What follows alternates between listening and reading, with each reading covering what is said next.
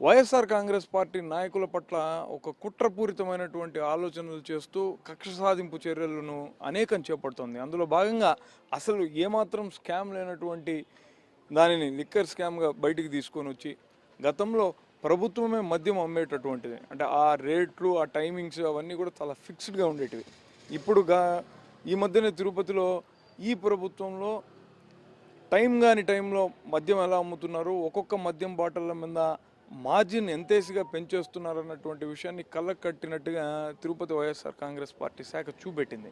దానికి పూర్తి భిన్నంగా అప్పట్లో అసలు ఏమీ జరగనటువంటి దాన్ని పెద్ద చేసి 1 by 1 ఒక్కొక్కళ్ళని టార్గెట్ చేసి పార్టీలో ఉన్నటువంటి కార్యకర్తలను నాయకులను భయపెట్టాలన్న ఉద్దేశంతో వరుసపెట్టి అరెస్టులు చేయడం అన్నది గత 2 నెలలుగా సాగుతుంది.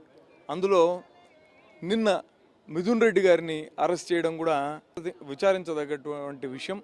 ఇవన్నీ కూడా ఈ కక్షపూరితమైనటువంటి చర్యలు, ఈ అరెస్టులు ఇవన్నీ కూడా ప్రభుత్వాన్ని మరింత పల్చన చేస్తాయి తప్ప ఆధారాలు లేనటువంటివి, సాక్షులే లేనటువంటి వాటిని సృష్టించి తప్పుడు వాంగ్మూలాలు ఇచ్చి ఇలా దొంగ కేసులు పెట్టడం ద్వారా వైఎస్ఆర్ కాంగ్రెస్ పార్టీ నాయకులు కానీ కార్యకర్తలు కానీ ఎవరు భయపడరు. వాళ్ళలో ఉన్నటువంటి స్థైర్యాన్ని మీరు తగ్గించలేరు.